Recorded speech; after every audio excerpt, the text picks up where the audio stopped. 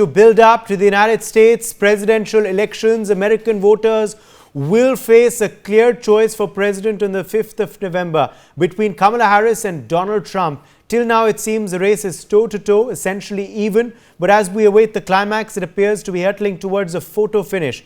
In the heart of this lies 7 battleground states: Arizona, Georgia, Michigan, Nevada, North Carolina, Pennsylvania and Wisconsin. These battleground states are characterized by their unpredictable voting patterns, often switching between Democratic and Republican candidates. These states often have a mix of Democratic groups, varied economic interests and differing cultural attitudes, leading to fluctuating voter preferences from one election to the next. The final set of pollsters by the New York Times and Siena College finding Vice President Kamala Harris showing new strength in North Carolina and Georgia as former President Donald Trump erases her lead in Pennsylvania. The polls show that Harris is now narrowly ahead in Nevada and Wisconsin, while Trump leads in Arizona. The polls also show them locked in close races in Michigan, Georgia, as well as Pennsylvania. But the results in all 7 swing states are within the margin of sampling error, meaning neither candidate has a definitive lead in any of them. Both candidates have multiple pathways available to capture the 270 electoral college votes required to claim victory, assuming that polls are not dramatically underestimating the support for one or the other. In such a close race, then, even a small systemic poll finding or error could tip the contest decisively in either direction. These figures come as more than 70 million Americans have already cast an early ballot.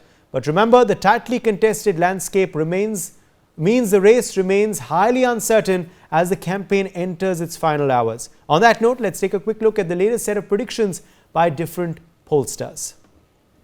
So let's quickly show you what different pollsters are saying on the US presidential polls 2024. What is the latest survey findings for who's leading and who's trailing? So this is what the New York Times Siena poll says currently. They are giving a slight edge to Kamala Harris, but as you can see, it's very tight, neck to neck, 49% in favor of Harris, 48% in favor of Donald Trump. Let's tell you now what ABC News and the Ipsos poll are saying. Well, they're also giving a very slight edge to Kamala Harris, but it's neck to neck, 49% in favor of Harris, 48% in favor of Donald Trump is what ABC News and Ipsos poll is saying. NBC polls is right now completely undecided, predicting a dead heat between Harris and Trump, giving them both equal percentages, 49% in favor of Harris and 49% in Donald Trump. So they're tied as far as that NBC poll is concerned. Let's tell you now about the Atlas National polls. Well, that's again giving it very, very close, of course, prediction, but it's slightly in favor of Donald Trump there. He's at 49% vis-a-vis 47.2% to Harris. So over a 1.5% lead for him according to that poll. Let's tell you about what the 270 to win poll now is saying. This is also predicting that it's very tight between the two. They're giving a slight edge, very slight of course, to Kamala Harris at 48.3% and Donald Trump stands at 47.3% according to them. Let's tell you now about the Patriot polling poll. Well, the Patriot polling poll is also saying it's very, very close. They are also giving a slight edge to Kamala Harris at 49.4% for Harris and 48.1% for Donald Trump.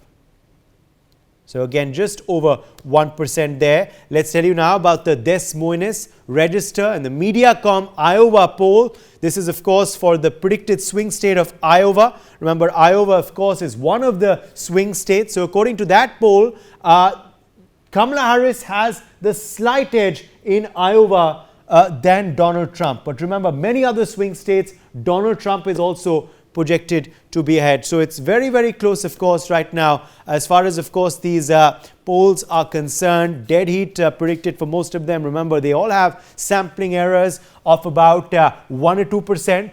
And, of course, the difference is between 1 or 2%. So it could go either way. Joining us live at this point to decode this is Ambassador Pradeep Kapoor, former diplomat. We also have Gautam Mukherjee, senior journalist, joining us live. Nicholas Nugent, senior journalist, also joins us live. Sajid Tarar, US Pakistan businessman, is also live with us. Also, Sampath Shivangi, President, Indian American Forum for Political Education, is joining us live. Vaya Lavad, senior journalist, also joins the broadcast. Let me make a start with you first, Ambassador Pradeep Kapoor.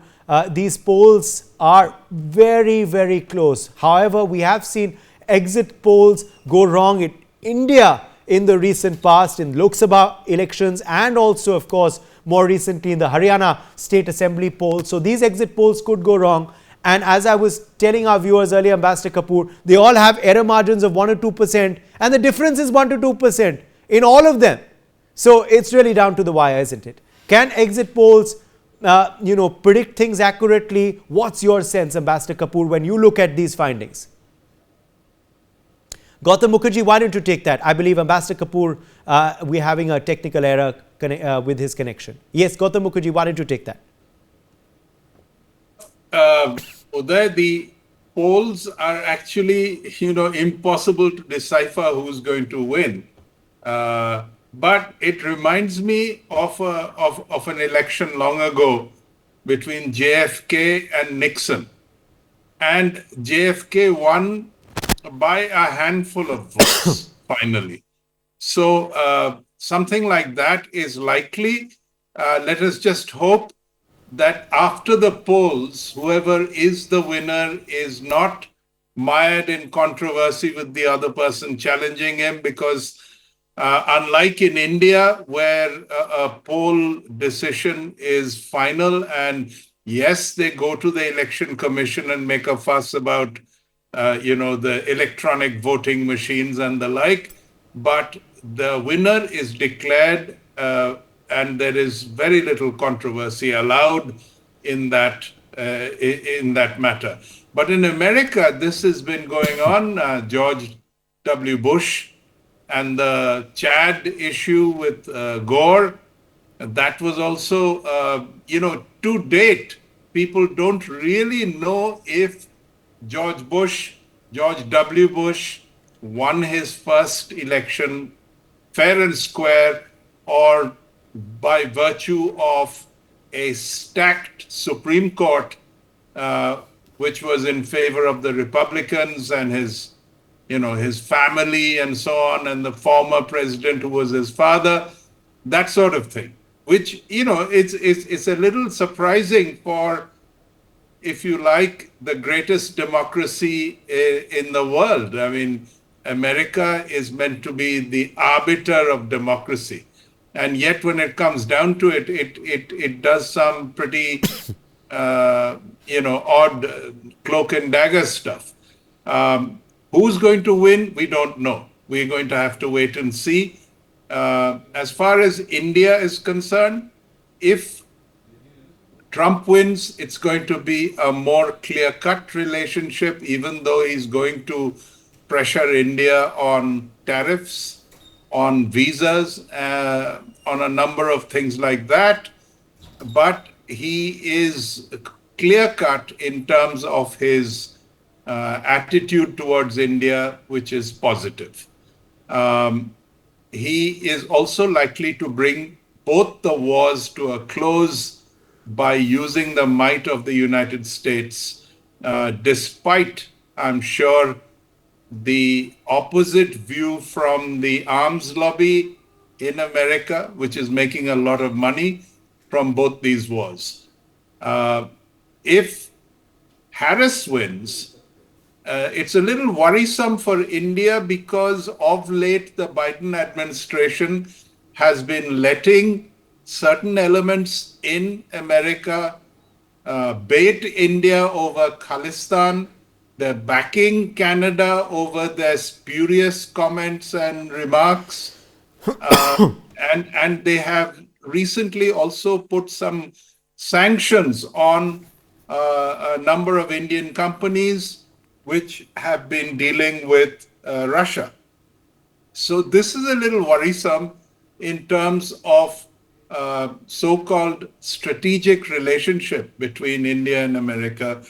Will Harris continue? She will continue by and large the Biden policies, though at this point in time to write her off as a clone is probably wrong. When she comes into her own, we shall see what we shall see. Uday. Okay, let me get in some breaking inputs coming in this hour ahead of the result to the high-stake U.S. election. Republican presidential candidate Donald Trump is slated to hold 4 mega rallies in the swing states of Pennsylvania and Michigan. So these are the big breaking developments coming in. Donald Trump will be concentrating in the swing states of Pennsylvania and Michigan. He's slated to hold 2 mega rallies in these states ahead of polling tomorrow. Let me join Nicholas Nugent for his perspective on that. Nicholas, the swing states is what is crucial.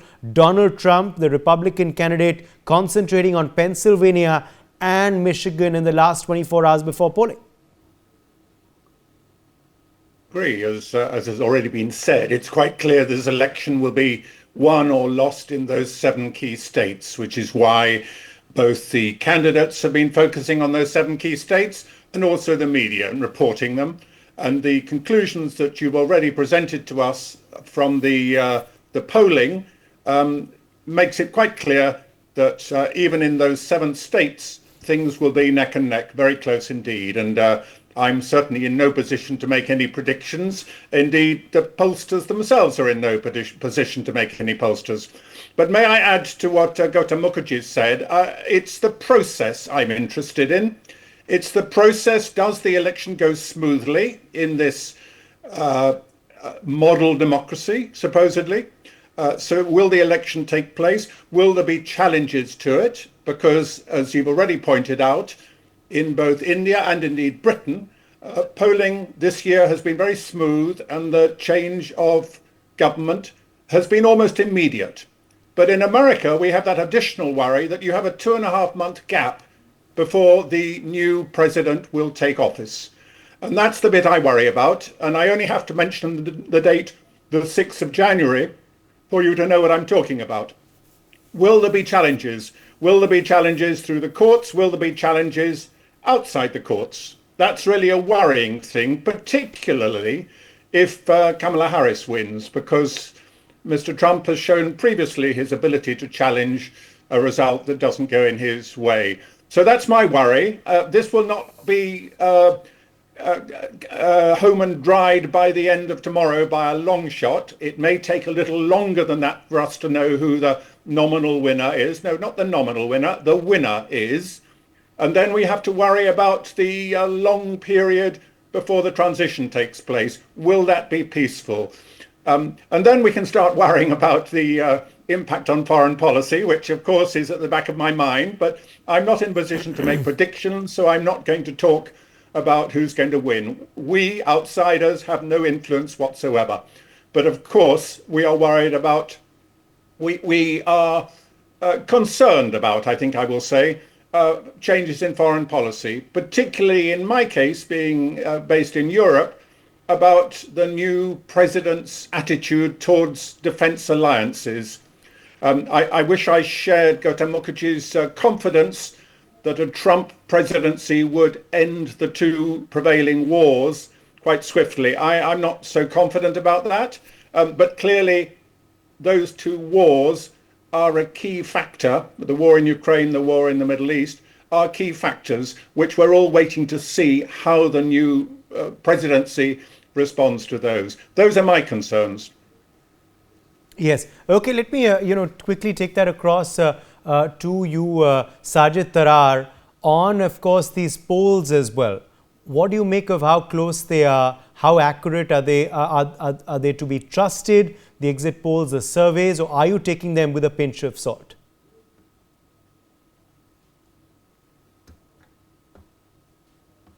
This is Sajid Tarar. Can you hear me?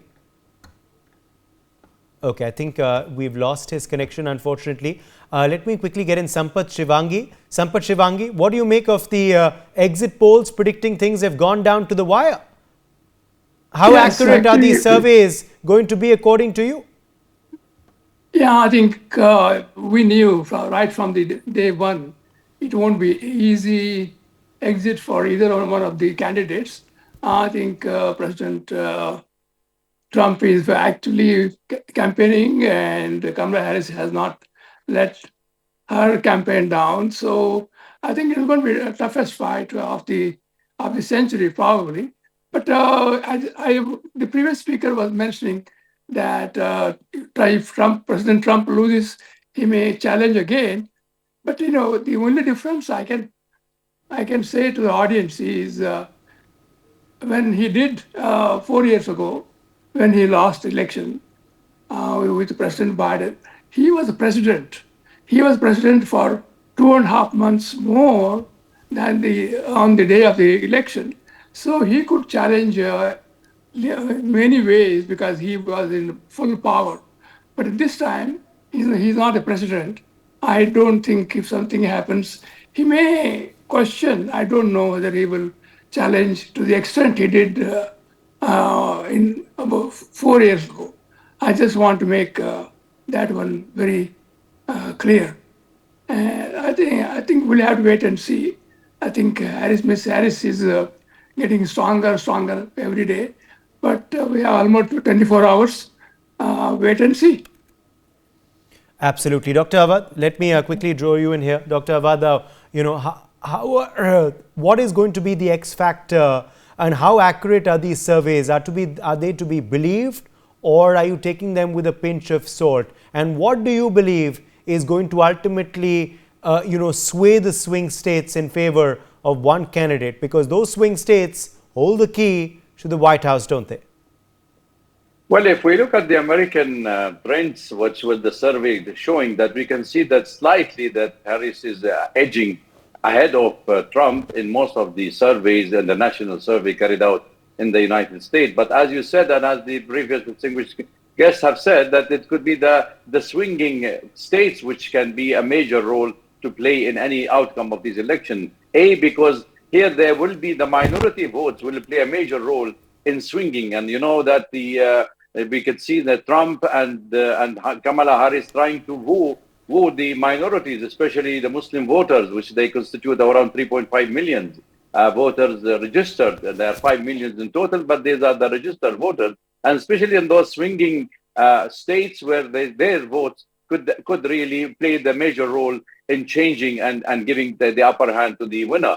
But I would say that it's a time for the United States, and I don't know how many would be in my agreement, is the time that they should have a third party, because there is no question. There are always either this or this. So we don't know where is the American democracy is really heading for. And I think a third party should emerge in the near future. Otherwise, we may see some kind of turbulence in the United States, because Trump may not be happy to see Harris winning, because the conspiracy theory will be there. How much they will control the street in the United States, as our colleague said on the 6th of Jan, I think these are issues to be watched closely. But in terms of the swinging and the election, I believe that Harris is still having the edge. But if Harris also lose this election, we have to see that she has joined the election quite late because of the reluctance of Biden of not pulling out of this election. So there are lots of pros and cons to look into the American election. And I think the survey usually and the outcome of these exit poll come closer to the candidate who is going to win. All right. All right. Yes. Dr. Awad, stay with us. Let me quickly draw back in Gautam Mukherjee now for an Indian perspective. Gautam Mukherjee, what's the Indian view on these elections? Who would be a better friend of India in the White House? How should India and Indians be viewing these polls and the results? Well, as it stands, Uday, as I've said earlier, it appears to be Trump who will be closer and friendlier towards India. But we don't know a great deal about Harris. When you're a vice president, you're a stand-in, and hardly anything is known about any of the vice presidents unless they emerge into the presidency. Insofar as she's been campaigning, she's been very careful to keep the powder dry, not say anything controversial, and she's only been doing it for 3 months. To give her a fair chance is probably the best course. She is part Indian, for whatever that may count for. Whether she is aware of India or not is difficult to say because, unlike Trump, who put out a Diwali message, she did not. Trump has met Modi many times. Harris hasn't. I don't think she's even met him once. So we have to see what will be Harris's attitude. She, of course, will come out of the shadow of Joe Biden, but this may take a few months because in the American system, the entire bureaucracy is also changed. Unlike in India, where we have a permanent bureaucracy like Britain, she's going to, the West Wing, as the famous serial goes, is completely changed, and that's going to take a few months to put in her own people. How many people is she going to draw from the Biden administration? How many from other Democrats? There may be a smattering of Republicans. Some of them do that as well. We don't really know a great deal about her political leanings. She hasn't written books that give us a clue. Most aspiring presidents do write books.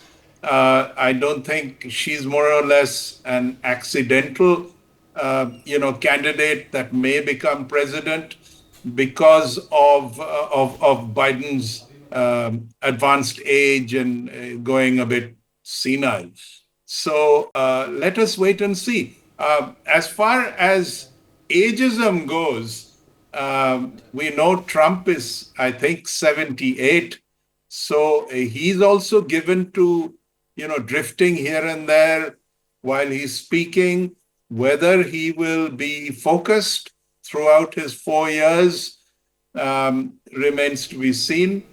From the Indian perspective, we are hoping, I'm sure all Indians are hoping, that this strategic relationship that has been much talked of, the Quad, the various military maneuvers that are conducted with various Western powers as well as Asian powers will continue.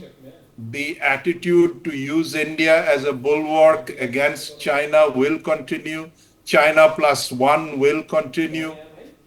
So this, we are hoping, will continue, whether it's Trump or whether it's Harris. So, and the other point is, again, the vice presidents, will they play a role? Both the vice presidents are new kids on the block in a sense. Of course, they were governors of states. But again, we don't know a great deal about their attitudes on the international, platform. So at the present moment, there's no need, I feel, as an Indian, to be, lean too much one way or the other. Both could be quite beneficial for India once they get into office. Uday. Yes, Sampath Shivangi wants to quickly respond. Sampath Shivangi, of course, is from the Indian diaspora there in the US. Please go ahead. I'm also Indian American. I'm here for 48 years. Absolutely. And you're, of course, also you're a post holder on the Indian American Forum yourself. Absolutely. You're the president of that. Yes, go ahead. Yes. I just want to add to the previous speaker that Prime Minister Modi has met her in the White House twice. Once he took office about 3.5 years ago when he came to US, and he was here last year in the fall, and I was there at the. She hosted a lunch for Prime Minister Modi in the State Department, with the Anthony Blinken, the State Secretary of State, and Ms. Harris both hosted a lunch for Prime Minister Modi. I did not see. Actually, the first time he met 3.5 years ago. And I think, if I'm not mistaken, when Prime Minister addressed the House, the Congress in the United States, Kamala Harris was sitting right behind him when he was addressing the House, if I'm not mistaken. Yeah. We had a meeting in the White House with Yeah. President Biden, and in a separate room, she met with Prime Minister Modi. Prime Minister Modi almost begged her to come to India in the 4-year term of as vice president. She never showed up to India. She went all over the world except India. And actually, we had there was a lunch about 8 months ago in the State Department. Prime Minister Modi and her, they were sitting together, and we discussed about 2 hours the pros and cons of India-US relation, but never had anything, happened bona fide in the sense they never had the best of the relations. That's what is my feeling, sitting there as one of the guests of on the invitation. So just to correct it, they know each other very well, Prime Minister Modi and Ms. Harris. But see, the only thing I want to say, why she does not want to be openly friendly with India, because she says she's Indian, Indian heritage or Indian, she will lose most of the Black American votes or African American votes. When I wrote an article that she is Indian heritage, she is partly Indian, and I got a threat on the phone calls saying, "How dare you say she is Indian, she is a Black American, she is African American. We want her to stay." So I just stayed away from saying who she is. I just want to make sure the audience know Prime Minister Modi has met Kamala Harris several times. Yeah. Okay. So Thank you wanted to clarify that. Yeah. A fact check, Gautam's statement. Fair enough. Also, of course, the fact is that, Donald Trump has taken jibes on this issue on Kamala Harris. He did come out and say one day we thought she's Indian. The next day we think we get to know she's African American. So yes, he has also, taken a jibe on her for this. But let me quickly bring in now Dr. Awad back on the issue of the conflicts in the Middle East and also the Russia-Ukraine, conflict. What bearing will that have on the election, according to you, Dr. Awad, and the stance that the two candidates have taken? And depending on the verdict of these elections, what impact will there be on these two conflicts and the positions of the White House? Well, I think if for India, as I'm listening to my Indian friends, it makes no difference whether it's the president or the vice president. One of them will be in office. They will have a leverage on the White House. But for Arabs, for the Middle East, we don't have much of a choices because between Harris and Trump, there is not much of a difference. The only difference that both of them Harris wanted to stop the war, but none of them wanted to tell Israel to stop this war. So therefore, there may be some kind of rhetoric in the American candidates in regards to settling the West Asian or the Middle East war.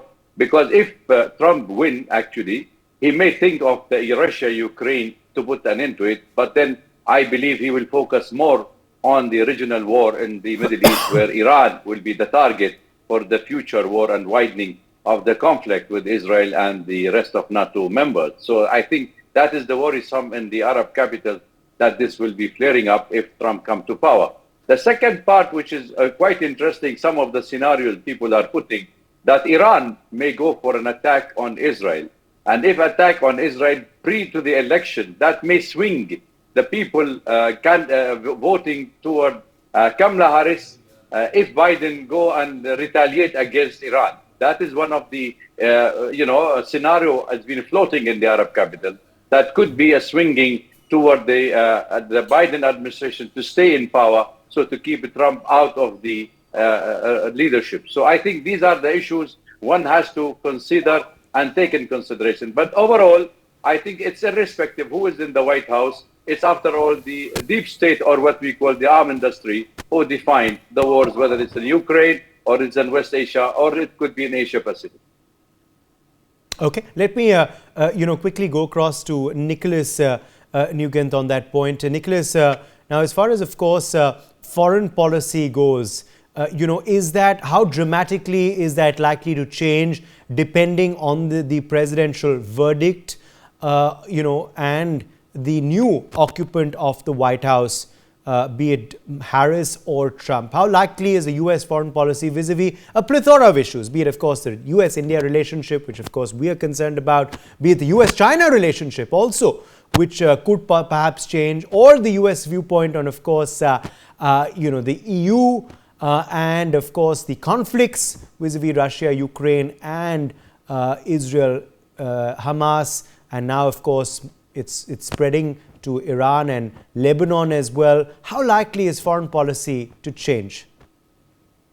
I will answer your question, but can I just anecdotally add something to what's been talked of already about Kamala Harris's Indian heritage? Because we just had a Prime Minister of Indian heritage in the form of Rishi Sunak. And my Indian friend said, but he's not really Indian. And they weren't very impressed with him. And then we had our election this year, and it seemed the British people weren't very impressed with him either. So don't read too much into heritage. It's a great development if you get somebody of what you might call non-native heritage. We've just got a new black leader of the Conservative Party. So I regard those as very positive steps. Absolutely. That's a good point. Because Rishi Sunak, might I add, was proud of his Hindu heritage. He would, of course, celebrate Diwali, and he did go to the Akshardham temple when he was here in India for the G20. But then we didn't see the FTA agreement go through in his prime ministership. Yes. So, yes, please go ahead. But then you didn't see it go through in Boris Johnson's premiership either. I remember being asked about that on air. So the point I'm making is just don't read too much into heritage. It may be a very positive step in any country's development to have a prime minister of non-native origin.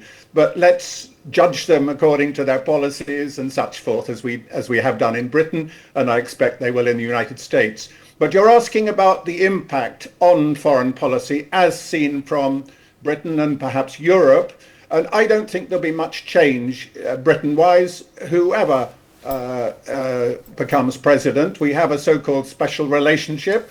If Donald Trump becomes president, we might get some increased trade restrictions, charges, whatever they're called, on our whiskey and such forth. But I don't think it'll be a very significant change. And our Prime Minister, Keir Starmer, has made it clear he will work with whoever is president, as you'd expect him to say. And incidentally, I'm not even sure he has met Kamala Harris. He certainly met Donald Trump.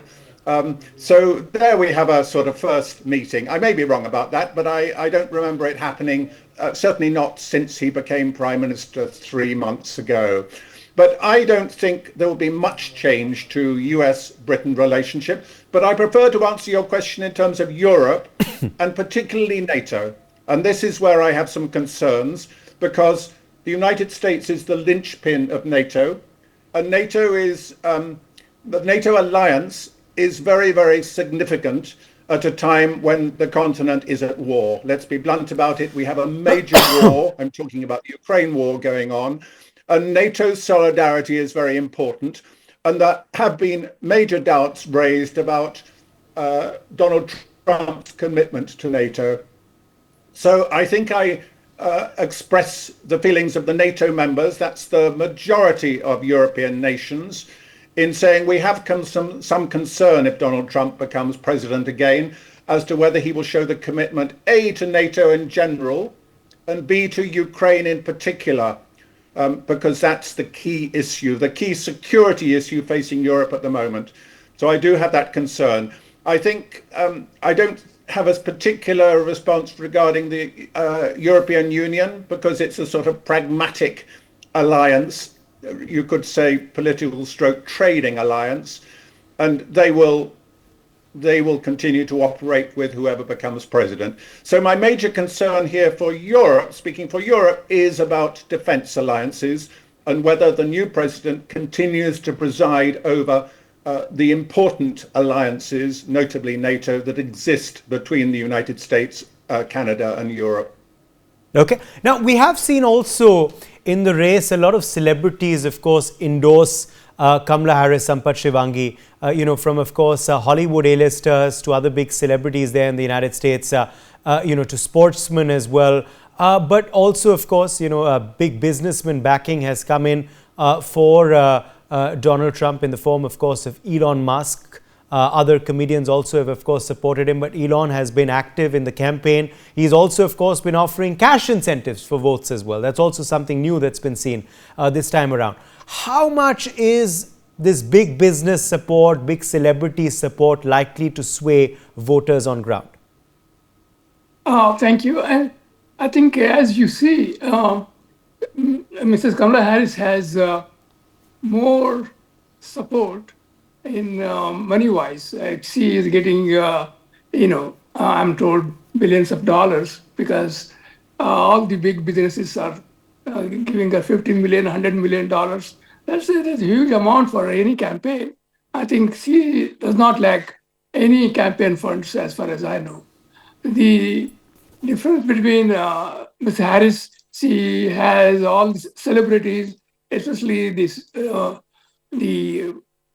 Hollywood singers and participants in so many movies are supporting Ms. Harris. She may have a chance.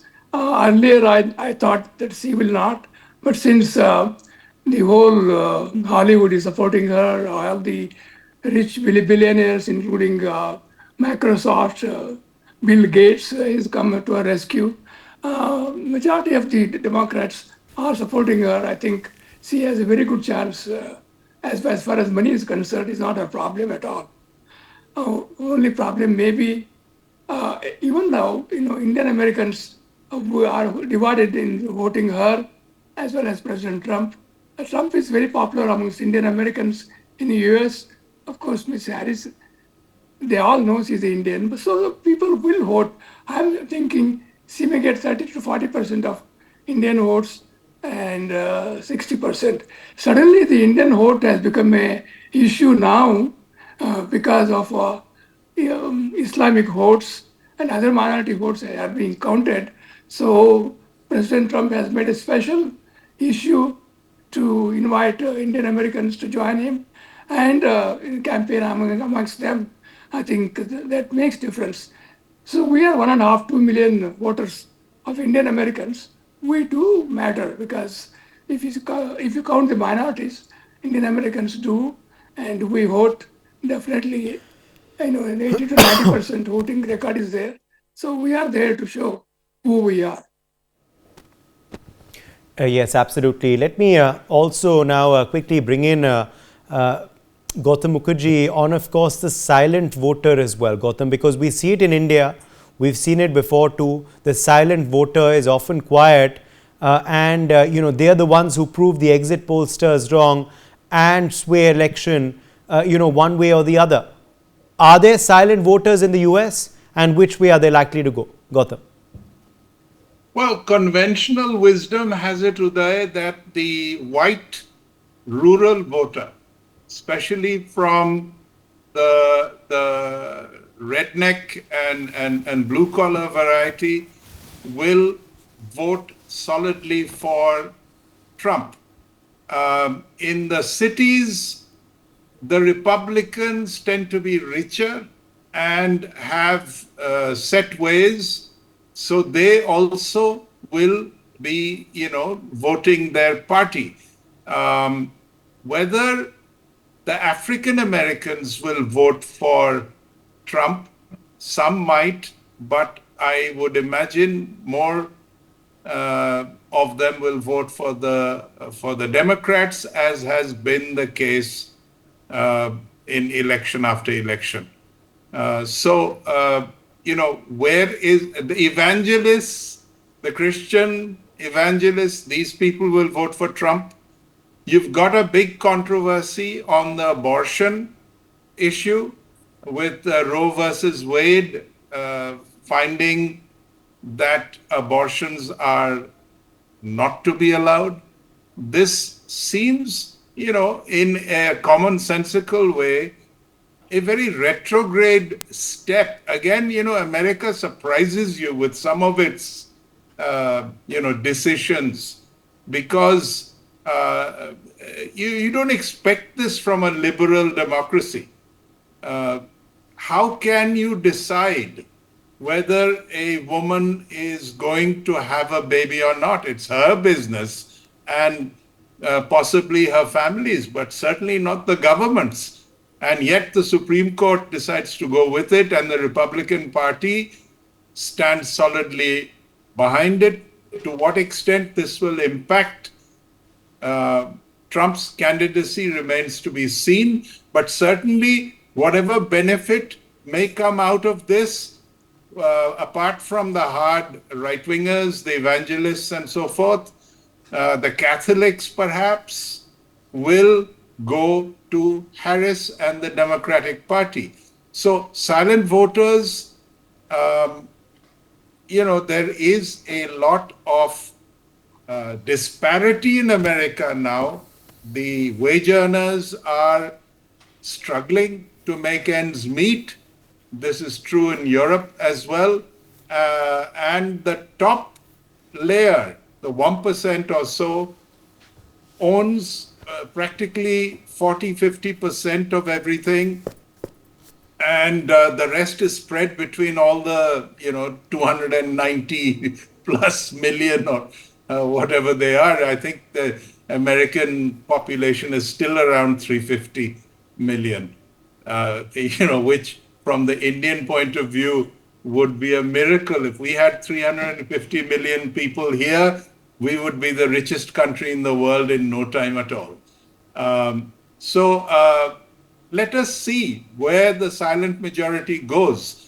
But a lot of it is to do with personal freedoms. The LGBTQ community has been saying, we don't know, we want our rights, and they would lean Harris. The Republicans have become a bit, I think, off kilter as far as the public view goes, and that may work against them. Uday. Okay, let me take that quickly across to Ambassador Pradeep Kapoor, who I believe also has joined us now. Ambassador Kapoor, we've been, of course, discussing about the US elections, how close they are. What do you believe is that X factor which could sway the electorate one way or the other? What's it going to boil down to? Well, thank you. And I'm sorry I joined late. I just traveled from US to India. So I'm joining from India for a change. And the election scene is... Okay, I hope you've done your early vote there though and come.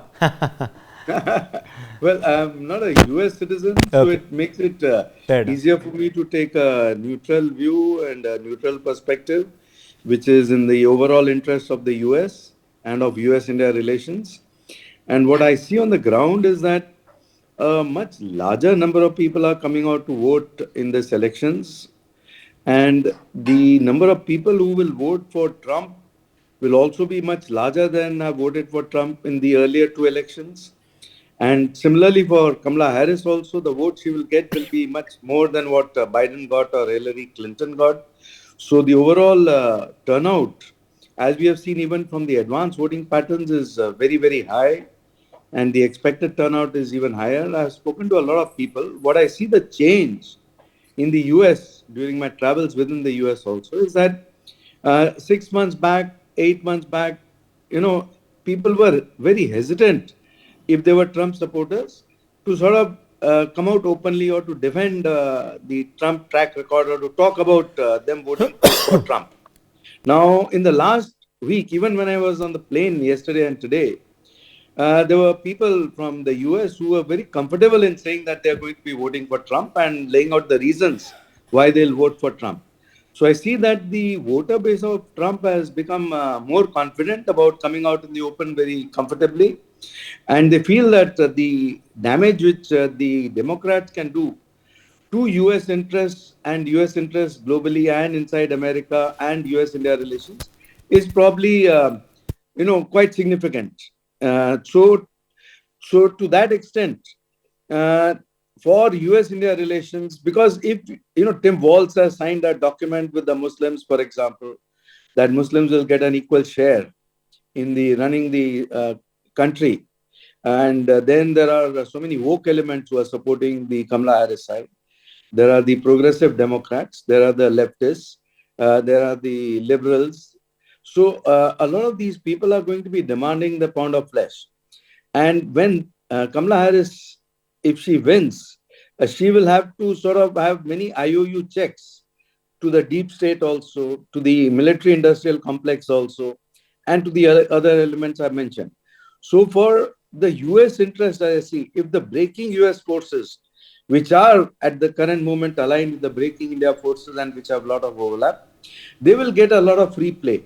With President Joe Biden, what I saw was a lot of these forces were able to be kept under check. With Trump, there is no doubt that he is very firm about it and he does not bow down to those pressures. So it's much easier for him to keep them under check. But currently, the ground situation seems to be that Kamala Harris seems to be ahead. The Democratic machinery, election machinery, is very well oiled, very smooth, very powerful, very well lubricated with a lot of fundraising, and very comfortable to propagate their perspective, whether correct or not, whether lies or not lies, whether facts or not facts, through the mainstream media and through all the other channels. So a lot of people in the place where I live, for example, in Washington, D.C., they are very comfortable supporting Kamala Harris, a very large number. So I think the numbers who will ultimately come out in support of Kamala Harris will be more than Trump, and probably she is going to be the likely winner. In terms of the national vote, overall vote, she may be just marginally ahead, but in terms of the electoral vote, I think she will probably reach the desired target much faster than Trump. Back to you there. Okay, let me take that across to to Dr. Awad as well. Dr. Awad, on of course now, the crunch states, the swing states. Which out of them do you believe are going to perhaps determine the ultimate result and the final result? Of course, do you believe it's going to be Pennsylvania? Do you believe it's going to be Iowa? Do you believe it's going to be one of the other states, or a combination of which way all of them go? Do you believe that is going to be the final determining factor? What's it going to come down to, Dr. Awad, given the fact that things are right now so very, very close? Well, I think you have already said it. There are 7 states in the United States which can play the major role. These are the swinging states: Pennsylvania, Michigan, no, but and also Carolina. Amongst them, some are predicted to go Harris's way according to certain initial surveys. Others, Trump is leading. But which out of them do you believe is going to be the most unpredictable?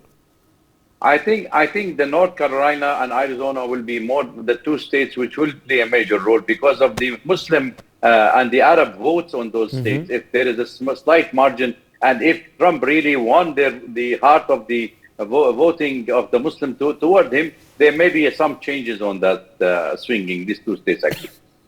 Okay, let me quickly get in, Sampath Sivangi on that point as well. Sampath, which are going to be, since you're in the US right now, which do you believe are going to be the most unpredictable states? It's going down to the wire. Which states do you believe are right now the most difficult to predict right now? Which are those 2 or 3 states which could sway things? Again, the Georgia, we had a big issue with Georgia last time. I think Georgia is going to was the biggest problematic state. Maybe Michigan, Wisconsin. They are known for all, and Pennsylvania. Both the candidates will be in Pennsylvania today. President Trump is going to travel to Pennsylvania.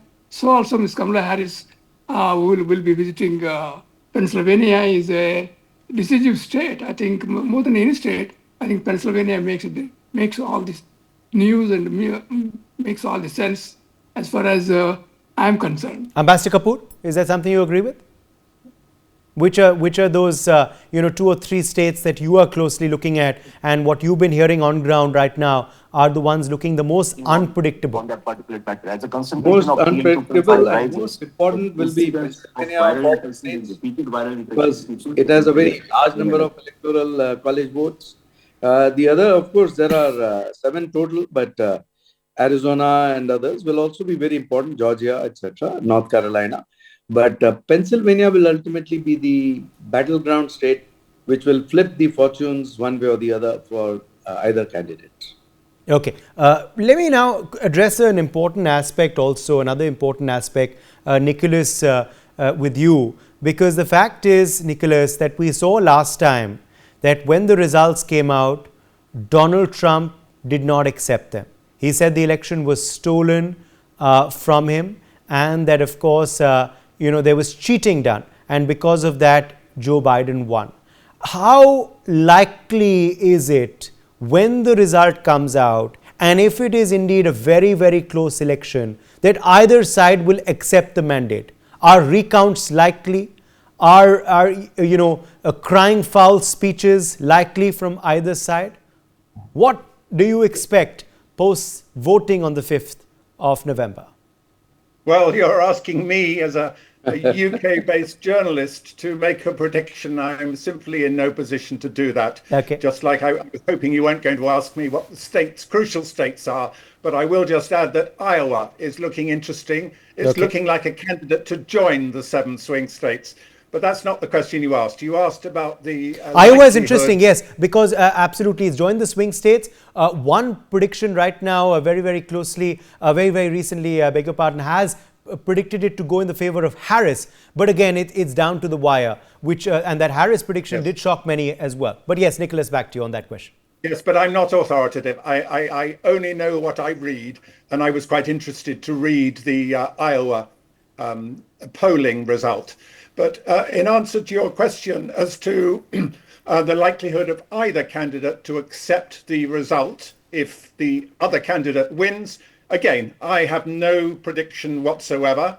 I said already that I have some concerns, and I have concerns based partly on what happened on the 6th of January 2021 when Mr. Trump appeared to refuse to accept the result. But as has been pointed out already, he was president at the time, so he had rather more power over events than he would if he were the loser this time.